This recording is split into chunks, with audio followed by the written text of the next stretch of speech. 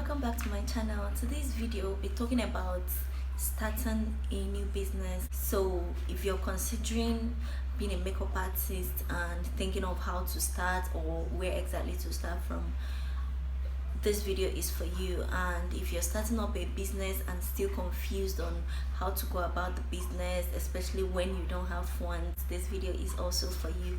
Let's get it.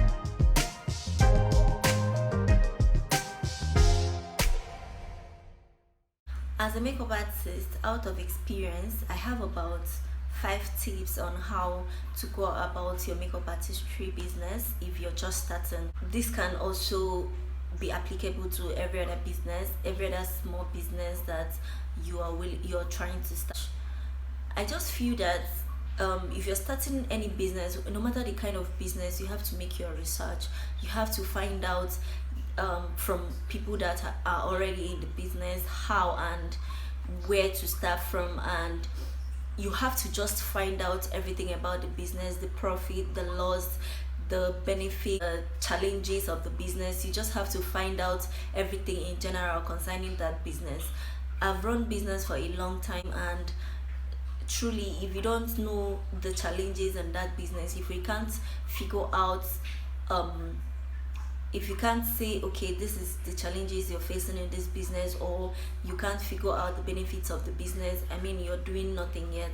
Because for you to run a business, you're supposed to even know the problem you're solving. You're supposed to even know what difference you're trying to make. I just feel makeup artistry is one business that anyone can start at any time, especially when you have the zeal for makeup, when you love makeup, when it's something that you really love, you really want to do. You can actually start from wherever you want to learn the work first. When you're learning the work, it doesn't have to be that you mustn't pay to learn the work. You can check on YouTube and keep practicing, and then if YouTube is not enough, you can learn physically by maybe applying to be an assistant for someone. I just feel a lot of people feel too big to do that. I mean, when I started, I really didn't attend any makeup school or any form of. I started with YouTube, and then I started mingling with most of my friends that are into makeup artistry. In fact, not even most of my friends. I only have one friend that is a makeup artist, and I'm always with her. I spent more time with her. I wanted to know how she's doing the business, what I like. I needed to learn a few things from her, so I spent more time with her. I stayed with her when she's doing work. Sometimes I even offered to join her to go for the work, for me to see what's going on, how she's doing it. And after some time, I decided to assist. I even told her, let me assist her, let me be her assistant and follow her everywhere. But you know, being my friend, she wouldn't want to do that because she might probably have placed me in a certain level, and me, I don't even care. If you know me very well, I'm less bothered about wherever you place me. I just want to do what I want to do. I just want to make myself happy.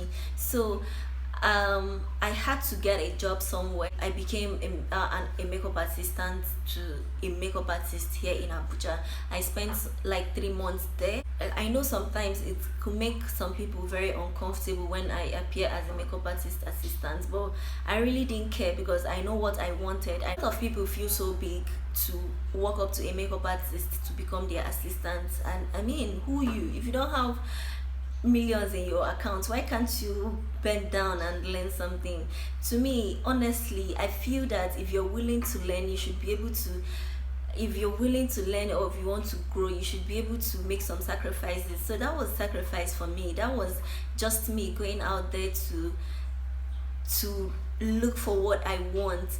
So after that, after spending my time there, I came back to my studio. I remember when I called a few of my friends, Jennifer Okafor in Lake. I have a space, I have an office where I can turn into a studio, but I just feel, what's the essence of staying alone when I can learn outside? So she advised me to step out there. I mean, work with whoever you have to work for and grow yourself first before coming back to your space. Since my space is there for me, why not me go out there and learn? So you don't have to have a space for you to start in my own opinion, because I had to go out there. I even got a job in Chateauye, one beauty salon here in Abuja. It's not even far from my office. I just applied there to be a makeup artist there, so that I can learn from whoever is the makeup artist there. I can expose myself the more, get to mix up with every other person out there and learn. I spent time there, and I didn't really get the result I wanted because they didn't have that much clientele, and I stepped out from there. I went back to my studio, to my space. I just had to make my space work for me, and then I started reaching out to some other makeup artists that are already big in the industry, that please, if you need an assistant, if you have an excess load of work, please I can help you do some work, and then we cut percentage. So I got a lot of job from that. I did a lot. If you're gonna work with their product, it will be a bigger percentage than if you work with your own product, you would get the bigger percentage. So I did that for a long time. I mean, I think that's what I did almost throughout last year, because I've been just 1 year 5 months in this business, or highest 1 month 6 months, 1 year 6 months in this business. I still do that till now. I mean, they can call me for any job and I go, I still give them their percentage. It's a better way for you to mix up. It exposed me to getting to know other vendors, other makeup artists, and you get to meet other vendors out there, instead of just sitting in your space claiming, boss, I am the CEO of this, when, baby girl, you're not seeing any money. So it's better for you to step out there and get to mix up. Even if you're not going to do that, what works for A might not work for B. Alternatively, there are still other ways to do that. Even if you don't have to work for someone, there are still other ways for you to grow in this business. So far you're already good, especially when you went for the makeup school. You're already good with your work, you feel you're perfect, and it's just for you to now grow your clientele. Another thing is the power of social media, and for you to mix up and collab with other vendors. Another mistake makeup artists and some other brands make is trying to force themselves into collaboration with bigger vendors. I mean, there are too many cool vendors that are just starting up and they are really good with their work. When you look for a photographer that is really good with his work and he's trying to grow, and you have something to offer, which is the makeup artistry, and then there is another model that is really good with her work and she wants to grow, and then there is another hairstylist that is good with her work and she wants to grow. You vendors can put hands together and create magic. The difference you create on social media, that's different thing. That's when you blow out your style out there, people will notice you. You don't have to collaborate with all these big vendors for you to grow, because these people have millions of people in their DM asking them for collaborations. When you must not have to collab with them, and most of the time they collab with a lot of people, and that will overshadow your own work. People will not even get to see your own because they have collaboration with many other people. When you look for the smaller vendors that are really good with their work and all of you team up together. Currently I have a group of people I work with and I admire their work. Like when we all watch ourselves doing well after our shoot, we are so excited, and then we're just so happy because we have like minds, we understand each other, and we know where we are headed. I mean, I feel it's more convenient. I mean, if you guys are making a difference, people will see that. Another thing is charges. When it comes to charges, I just feel that your price, when it comes to pricing, I just feel that you don't have to overcharge or undercharge. Just charge according to how you feel. Just charge that because that's how they feel about themselves. That is where they feel their level is at, and whatever I charge is however comfortable I am. I can't charge because this person is charging, because I don't even know why the person is charging that. The people charge because of their different reasons. If others are charging so high and you're charging, you that is just starting is charging so high without knowing their reason for charging so high, I mean, I don't know who you're doing, because I don't know how many people that you intend to reach out to or how many people you intend to work with. And then if you're undercharging yourself, it's because you want to do that. I don't know what your expectations, I don't know the kind of people you're looking out for. So I feel you should charge with what you're comfortable with, what gives you that confidence.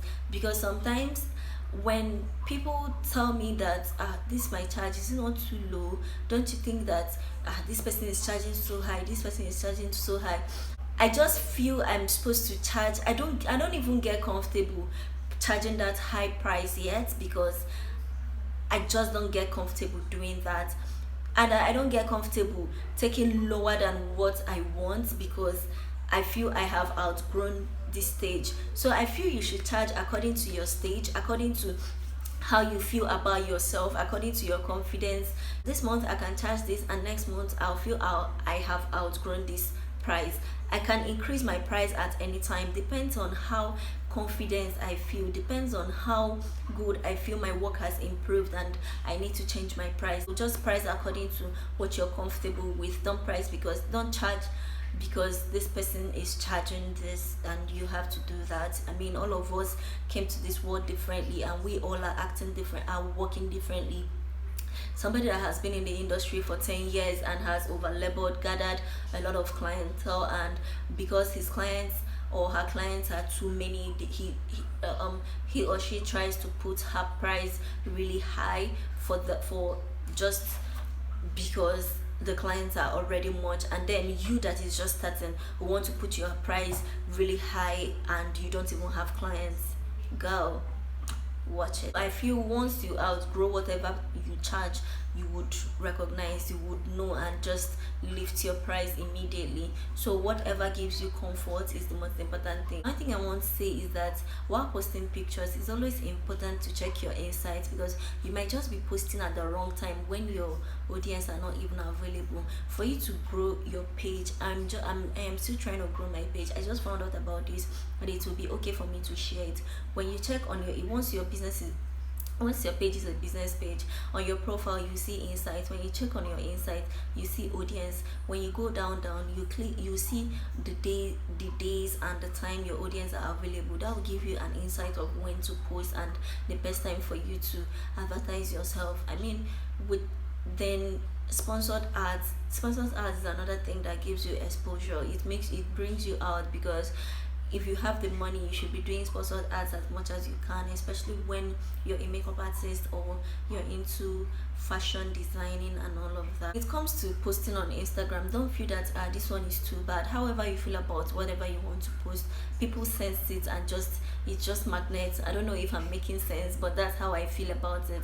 If you create a work, you're the only one to praise yourself. You're your biggest supporter, so just praise your work. You're the only one that would, I mean, if you don't, I've seen people criticize really good work. So just post what you have, post content you have, make it, try and put energy, try and put in work in your work, try and put in energy in whatever you're doing. That way you just keep creating. Before you know it, your hand will be changing. It takes time to build this confidence. It's not really easy. You just have to pick it one step at a time, because at a time sometimes you might just call for makeup and you just be afraid, probably because a client you met sometime didn't feel comfortable with her makeup. That doesn't mean that you won't do well in your next work. It's whatever happened there because of whatever reason. It even be a little mistake from you or from the customer. It's not just, or maybe it might even be the person's face. Just be less concerned. That one has happened, it has happened. You move on from it immediately. You just have to keep pushing, you just have to keep going. So I just hope this video is really helpful to you guys. I'll make another video on this again as time goes on, because I just feel this is a very long topic to talk about, especially when it comes to growth. So I'll make another part of this video, and then I hope you guys would watch. So if you learned anything from this video, I'd like to get to know what you learned from this video. Please subscribe to my channel if you've not subscribed. If you like the video, please give me a thumb up. If you have any question to ask, feel to ask in the comment section, and I will always be there to reply to all your messages. Thank you for watching, thank you for stopping by. I really do appreciate. I hope to see you in my next video.